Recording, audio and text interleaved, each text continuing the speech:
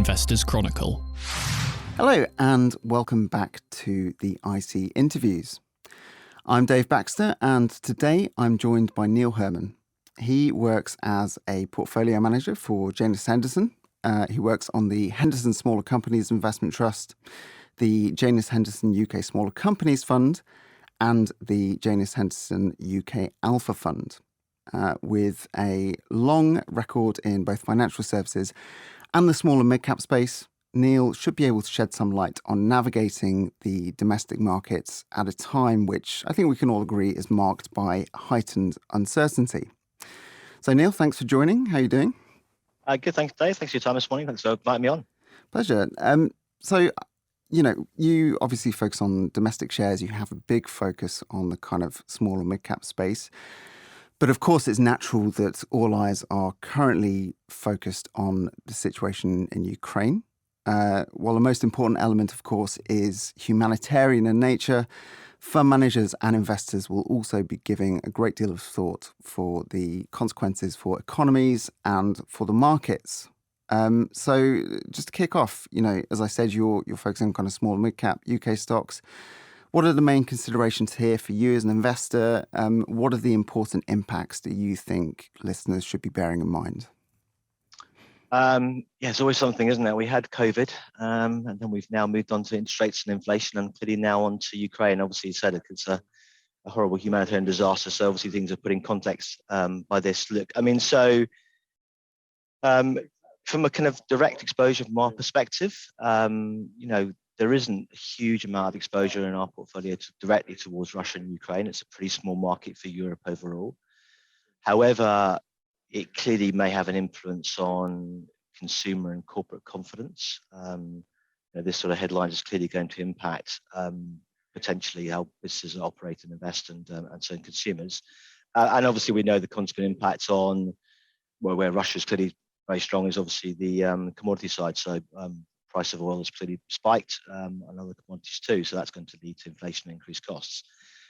So a very difficult time overall, and there will be some short-term impacts. And the obvious things that we've seen sectors like, for example, oil stocks and defence stocks rally, and other sectors could fall away.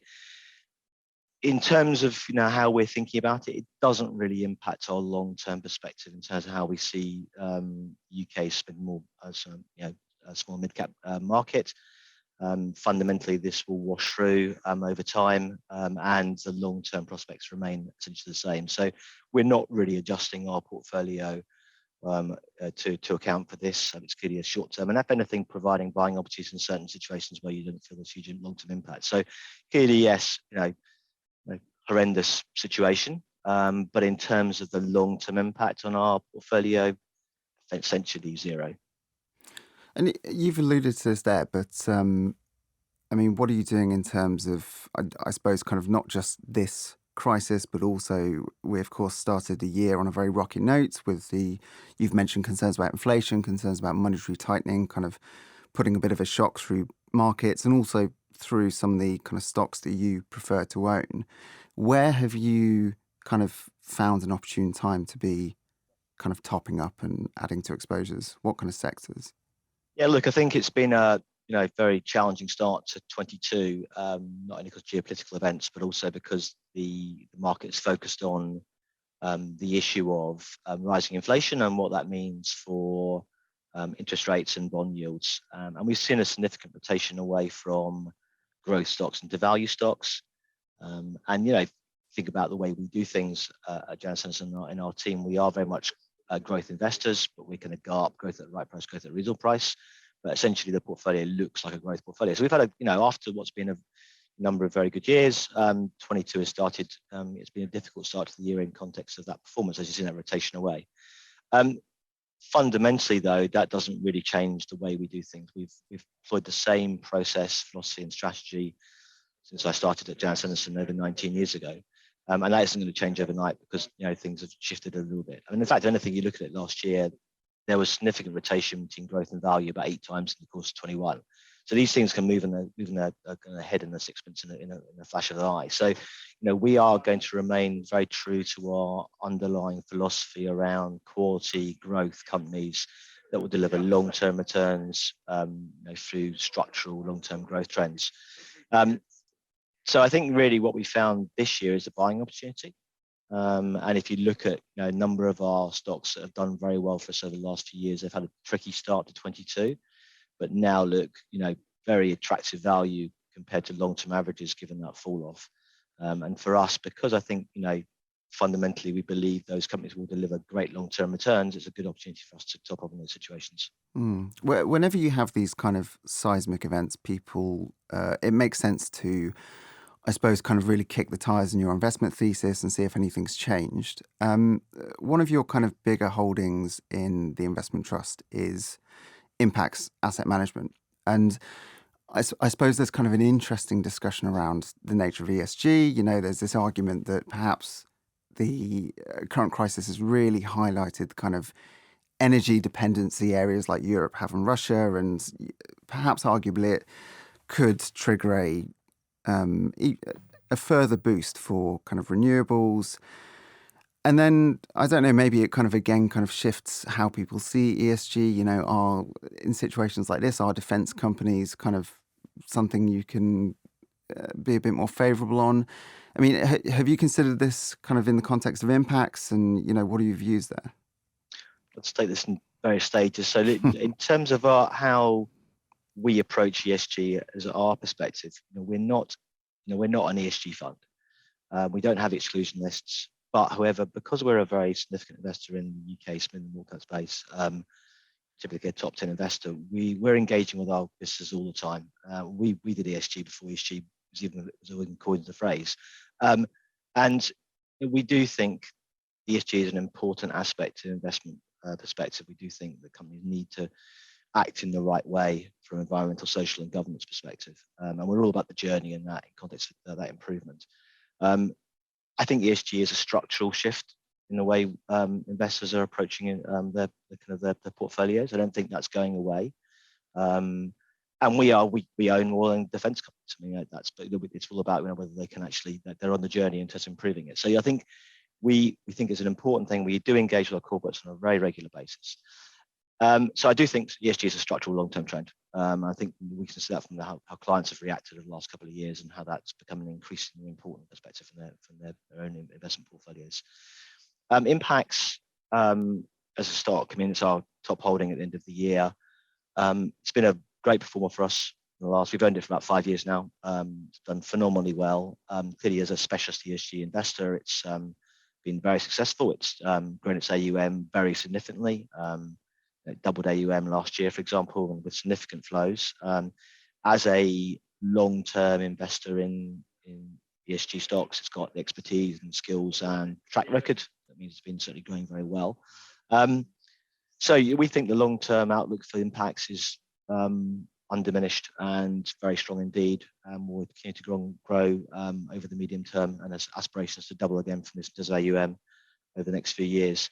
It's had a tricky start to 22, as a lot of these are referred to already, around the devaluation of growth into value stocks. It's fallen by over 30% year to date, but nothing's really changed. Fund flows in January were very strong. I mean, there's been a mark-to-market impact because there are investor in equities, and equities have fallen, so there might be some impact from that. But the underlying strength of the business is still there, and I think it is an inexorable trend in terms of how we all approach ESG, and I think we'll continue to win AUM.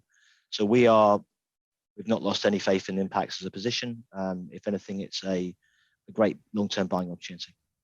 There is an interesting argument on the ESG front that some of the, what you might call stalwarts, so some of those names like Impax that have a long heritage of being focused on ESG, perhaps you wouldn't really accuse them of, being part of the greenwashing trend. But there is an argument that they are at risk of, I suppose, like any market leaders, perhaps kind of being less nimble and not being as quick to adapt to changes in things like ESG investing than perhaps some of the kind of newer upstarts. I mean, how would you take on that? Is that something that you're kind of conscious of? Yeah, I mean, I think it's obviously we got to look at the fundamentals of the business and whether it continued to grow as it has done previously. And as you said, there's going to be clearly, because any market that's in growth will attract competition. So you got to look at its moat, its barriers to entry, its competitive advantages. And I think when a large US pension or teachers pension fund is collecting someone, they're going to look at the quality of the performance track record, the quality of the people, the quality of the process, and fundamentally Impax will score very highly. And I'm not going to win everything, but I still think they will win most of the time compared to some of the newer peers who haven't got that track record. So as long as they remain, stick to their knitting and do what they've done previously and keep, retain the quality of the staff and recruit well, and don't lose the kind of the discipline and focus they've got, then I think they should continue to be a success in that area. Yeah, makes sense. To stick with some of your kind of bigger holdings, you do hold some other names that are likely popular with many of our listeners. So, for example, FUTR and Watches of Switzerland. Perhaps they could be viewed as sort of darlings of recent time periods, but again, they've run into trickier times. How are you kind of feeling on those two names? Look, a similar story to Impax. I mean, both have been, we've owned Watches since it's IPO'd. So that's been not 2 or 3 years now it's IPO'd. FUTR we've owned for 5 or 6 years. I mean, we are very long term in our approach. So the average holding period of stocks of portfolio is well over 6 years, and there's a lot of investments we've owned for much longer than that. So, we don't invest for a kind of short-term return. This is very much a long-term approach. And to be honest, again, I mean, both share prices, after what very, very strong 21s have performed quite poorly in 22 so far. Again, it's all back to that point about derating of growth companies and the rotation away from growth into value. But actually, operationally, both have continued to perform exceptionally well. Watches of Switzerland had, very strong growth last year. A number of upgrades went through the course of the year. The outlook remains very strong. Demand for Rolex watches has not diminished at all. The waiting list is still as long as anyone's arm, and the expansion plans in the US and Europe are, extremely kind of credible. So the long-term growth rates should remain very good. FUTR, again, I mean, they delivered upgrade after upgrade during 21. It's an incredibly impressive management team run by Zilla bin Thorn. The positioning regarding digital advertising, digital commerce, again, remains extremely strong. They've got a very successful track record of doing M&A and strategic M&A, which has enhanced returns for shareholders. And I think it's a feature in this market is that you've seen a bit of profit taking this year. There's been a lot of gains people are sitting on this one. It's as like Impax and Watches derated significantly. So typically, FUTR's traded on well north of 20 times prospective earnings. It's now, you look at the numbers down to around 15 times. I mean, that is a kind of a bargain in context of historical rating numbers. So we're as committed to those holdings as we ever have been. So yeah, look, I think that is the opportunity. For us, it's about picking the right stocks, and as long as operationally they continue to perform well and deliver the growth we think they should deliver, then fundamentally the share price will take care of itself over time. So as you've said, you're kind of a growth investor, I suppose, interested in kind of structural growth stories. And I imagine perhaps like many fund managers, you may say, I'm bottom up, macro, that's not really my business. I don't worry about macro. It's not what I'm paid to do. But what strikes me about this year, and perhaps the back end of last year, is it does really feel much more influenced by macro events, so far at least. Does that have any kind of knock-on effects? I mean, you mentioned kind of the growth at the right price approach. I mean, does the right price change? Do you want more of a kind of a discount to compensate for the greater uncertainty? And is there anything you kind of have to be more aware of than you would be in perhaps slightly more peaceful times? I would argue it's been macro for more than just in the last year and this year. It's been actually, I mean, I would argue throughout the course of 21, I think macro was a driving factor of markets over that period of time. And definitely this year, it's been very much macro rather than micro. I think macro in the short term, micro in the long term. Again, I come back to that point, fundamentally, if you are buying the right companies and your investment thesis plays out as you expect it to do, and they deliver the growth, and the macro will sort itself out. And we have to kind of try and avoid that noise, because if we basically try to flex a portfolio for macro noise, we'd be changing the portfolio 6 times a year, which we don't do. We haven't got that flexibility and luxury in small cap, because liquidity is always a feature. We're running a reasonable amount of money in the space. We have to take a long-term approach.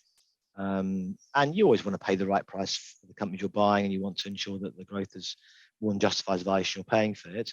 But that's just part of the job we do. But I think we're not going to shift the process or the portfolio materially if growth suddenly out of favour of a couple of months, because it can go back into favour in a couple of months' time.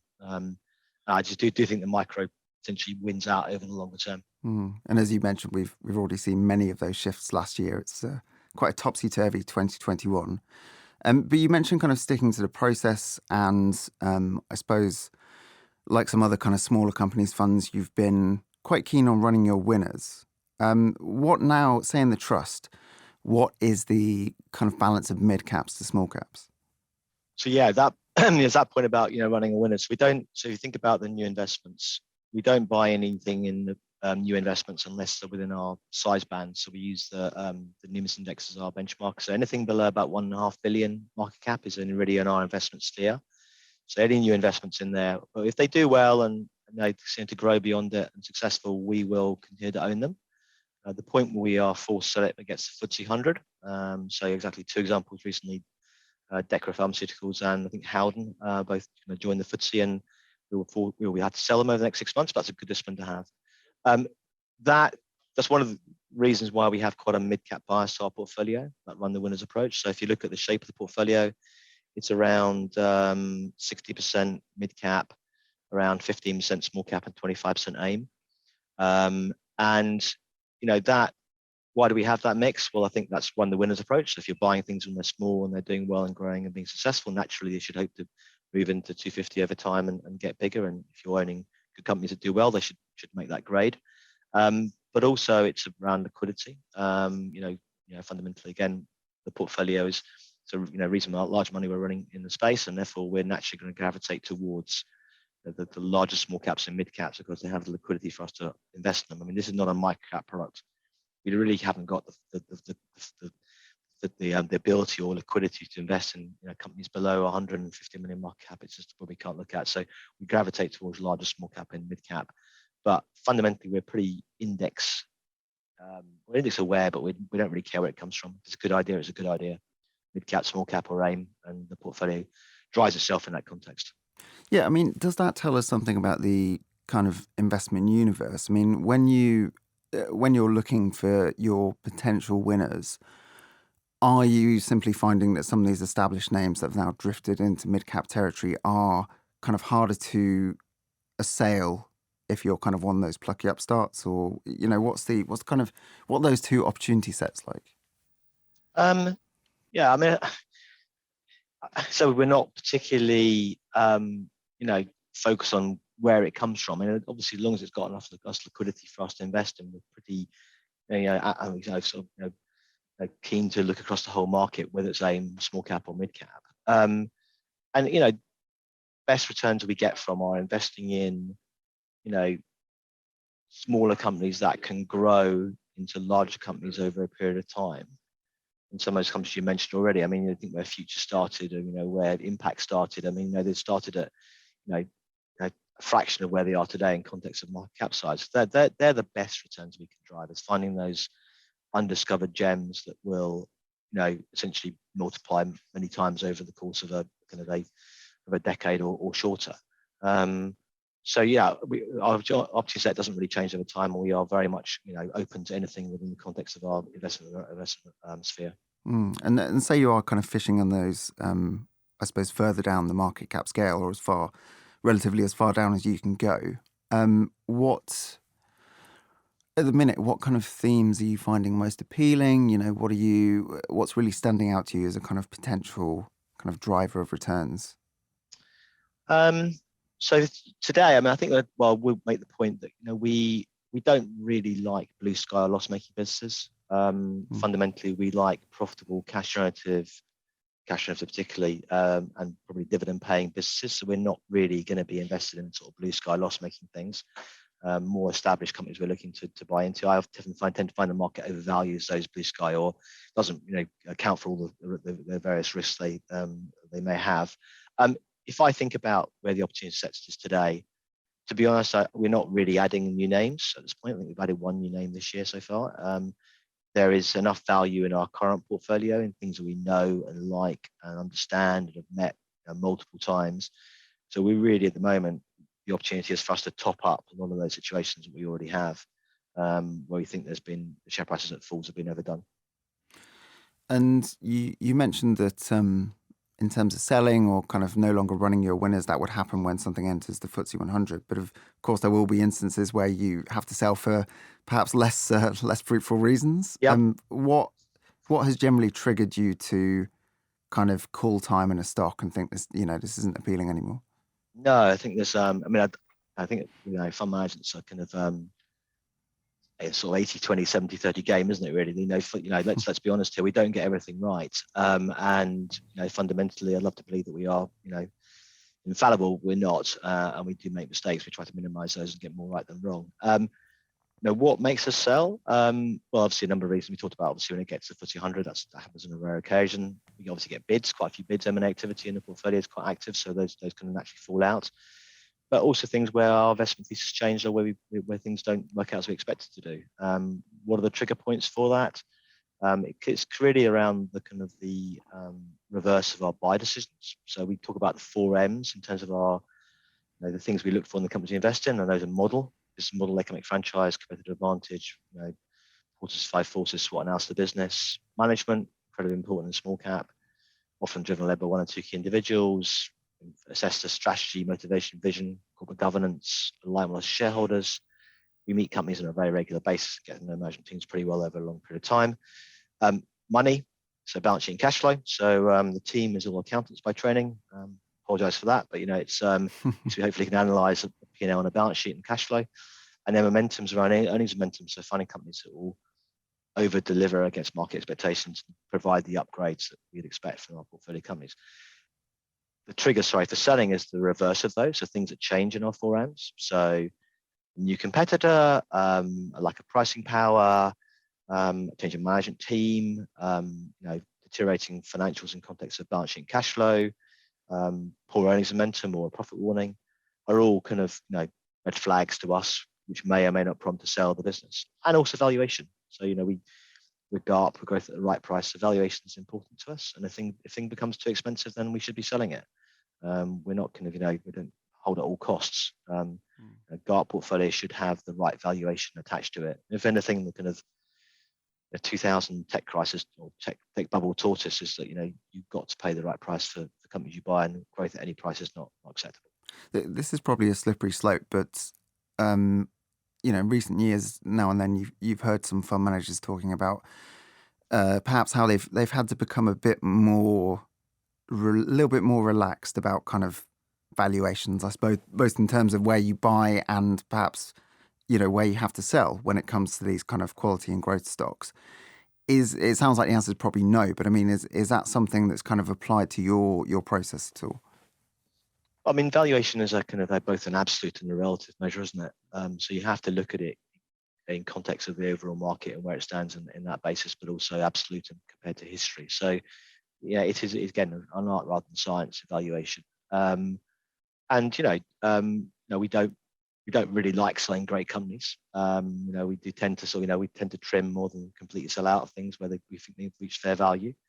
But the GARP nature of the portfolio means we do think value is important, and then we have to pay the right price for it. So I wouldn't say we've become sort of just ignored valuation, and we do have to say a nod towards that. But it does depend on market levels and relative and absolute levels. And you mentioned before the M&A activity, that, and I suppose the IPOs last year, we really saw extremely high levels of activity. I'd imagine, have you seen that kind of dropping off quite sharply so far this year? Does that have a big kind of impact on your portfolios? So two sides of the equation there. I think so let's start with IPOs. IPOs was a really busy 2021, and that's after a pretty fallow 2020 for obvious reasons, because the market was in a state of flux with COVID and didn't know where we're going to be next week, let alone next year. So it was clearly obviously a year when things, a lot of things didn't happen. Therefore, a big backlog in 21, and we were pretty active in IPOs in 21. The great thing about working at Janus Henderson is we're a big investor in the space across things. We're a desired shareholder, so we get great access. We typically meet these IPOs, 7-8 months before they even come to market with early looks, deep dive meetings with management teams well below the top executive level. We'll get great access up to IPOs. So we know them pretty well. And to be honest, we kiss a lot of frogs. Last year we did a lot of meetings, a lot of pre-IPO meetings, early looks, fair amount of rubbish we saw as well that never saw light of day or we didn't invest in. I think we did 7 IPOs in total, and for us, actually, they are great long-term opportunities for us to invest in quality businesses. And you already talked about, for example, Watches, for example, was an IPO 3 years ago and been a phenomenal performer for us. So you can pick those stocks. That's really very good. So we're pretty active in the IPO space, and it's a good opportunity, a rich source of new opportunity. 22 looks really quiet. I mean, it's obviously the events so far from a macro perspective with quantitative tightening and interest rates, but now geopolitical events means that the IPO market is essentially dead, and I think will remain incredibly quiet throughout Q2, and Q3 is typically quiet because it's summer months and no one's really here. So I don't think the IPO market really, if anything, comes back to Q4. So that's fine. I mean, there'll be a lot in 23 probably. So I mean, it's not as if we aren't short of opportunity in the market overall. M&A, other side of the coin. Again, fallow in 2020, we had 8 companies in our portfolio acquired in 21. Sorry, get my years right. And you look at who's buying UK corporates, and it's essentially overseas and private equity. And the UK market, and I'm sure you've had this banged into a number of times, the UK market's cheap, particularly compared to international markets. It's really underperformed ever since 2016, and looks very cheap. And I think overseas corporates and private equity sense that opportunity in terms of value. So we're seeing a lot of inward M&A into the UK equity market. And of the 8 companies in our portfolio that were acquired in 21, 6 were from private equity and 2 foreign corporates. So to be honest, I think going to 22, that continues. I think the equity market falls we've seen so far this year, particularly in small and mid cap, which has underperformed the FTSE, means a lot of value out there for these buyers. And there's a real discrepancy between public market transactions and private market transactions in terms of public market valuations and private transactions. So you look at, for example, this year, you didn't own it, but John Menzies has bought an 80% premium. We've had a bid yesterday for one of our top 10 Oxford Instruments from Spectris at a 50% premium. We've seen transactions in the private market, so Informa selling its B2B division for over 30 times EBITDA, which is a massive multiple previous to comparable companies in the market. And also we saw a company we looked on, an early look company last year, an IPO, which we're really interested in, was bought by another private company at 25 times EBITDA. Again, probably much higher than we'd have paid for it. So I think there's a real gap between public and private, and I think that will lead to more M&A. So I think it could be quite, although geopolitics are clearly quite front and center currently, I do think M&A continues to be a big theme for small mid cap in 22. That must be quite a bittersweet experience, I suppose, kind of seeing those bids come in, because on the one hand, nice uplift for your portfolio. On the other hand, as we've discussed, you like to run winners, and you simply can't do that anymore. How do you feel? No. So it is a bittersweet experience, because exactly you kind of let's take Oxford Instruments as an example. We've owned that for a long period of time. It must be well over 10 years. And we think the prospects of business are extremely good longer term. It's in all the right areas. I mean, sort of semiconductors, advanced materials, quantum computing. It's growing its top line by double digit. It's margin improvement. The margin improvements coming through. Net cash balance sheet, strong management team. Tick. I mean, so yeah, we like it. It's top number 4 holding. However, if someone's willing to pay tomorrow's price or 3 years times price today, then fundamentally we can cash on and move on, because I mean there's a lot of opportunity in the mid space to buy other quality companies. So yeah, it's a bittersweet moment, but you can't fall in love with the companies you own. You are ultimately running a portfolio of investments. to maximise share returns. And therefore, if an opportunity comes along to maximise that value and move on, then so be it. Need to be emotionally unattached, I suppose. Yeah, that's a good way of looking at it. And finally, I just wanted to touch on, you're focusing on individual companies, but your sector allocations are quite interesting. I mean, like you say, you have a growth focus and the portfolio is going to get buffeted about in sort of current conditions. But perhaps there's a glimmer of hope in, at least from a kind of a brief glance at your allocations. You have some financials in there, you have some industrials, perhaps also, your consumer discretionary weighting could help with things like pricing power in inflationary times. How are you feeling on kind of different sectors right now? I mean, are there particular industries that you're thinking, oh, there are some interesting, non-macro caveats aside, are there interesting tailwinds that are kind of making you look more closely in certain areas? I think I make the point that we're not sector focused. We are very much bottom up stock driven. So the sector business come out of stocks.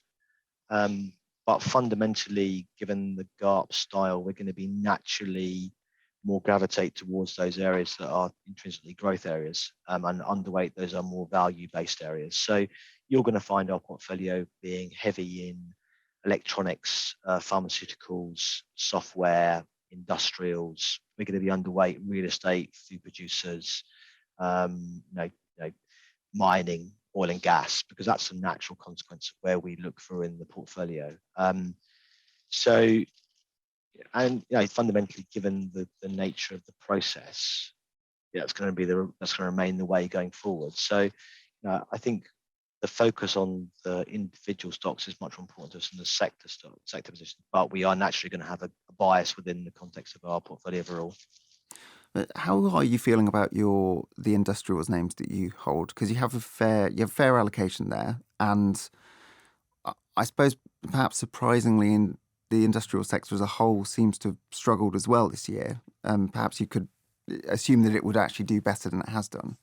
Look, I think that I think we've historically had a weighting towards industrials, and for example, Oxford's one of the key holdings we've had in the space. There's not a problem with the top line on the industrial sector currently. Demand globally is very strong as we come out of COVID. Markets recover very strong. There's a requirement for capex catch up, and even the move towards green technologies is driving a lot of capex around that. So there's globally industrial production is strong and likely to remain so. And I think a look at the companies that I own and their order books look very, very strong into 22. The problem's been around supply chain and delivering that. So you've had the issues around particularly component shortages. Semiconductors have been an issue for a lot of industries, particularly automotive, for example, been very high profile, but generally electronics and semis are been hard to get hold of. But also it's been into other raw materials.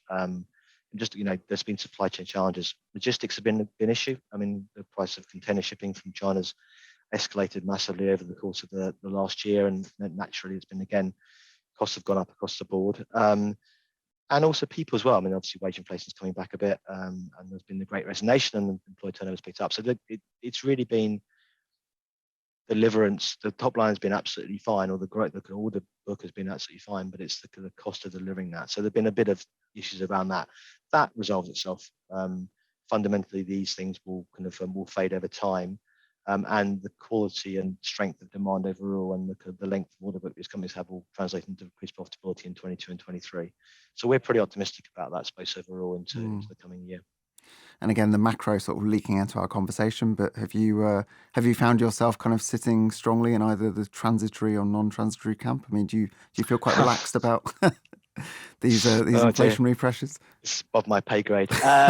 So look, I'm not going to try and sit here and tell you I know all of what's going to happen on a macro perspective, and I think we hear different arguments about transitory and non-transitory inflation. The base effect clearly kicks through, so clearly we're going to start to peak inflation, and particularly in the UK in April with the energy prices, more cap coming off on electricity and gas prices, and which should fade over time. And I think, for example, we are seeing supply chain on the whole not getting worse, the margin getting a bit better. I think from our perspective is that it's what we're trying to focus on, ensuring the companies we own have pricing power. Mm. So if inflation is going to be more stubborn than some observers expect, then can companies recover that through prices? Do they have the right products? The consumers will accept, or kind of the consumer of their product accept price rises? Do they have IP, some degree of differentiation that means they can pass those through? So what you don't want in an inflation environment is companies no pricing power. So again, quality, companies with high degrees levels of IP and differentiation are things to own. Yeah. Perhaps a red flag to look for then, the pricing power weakness. Okay, I think that's a really interesting point on which to wrap up then. I'm afraid that's all we have time for, but many thanks to Neil for joining me, and many thanks to everyone for listening. Take care.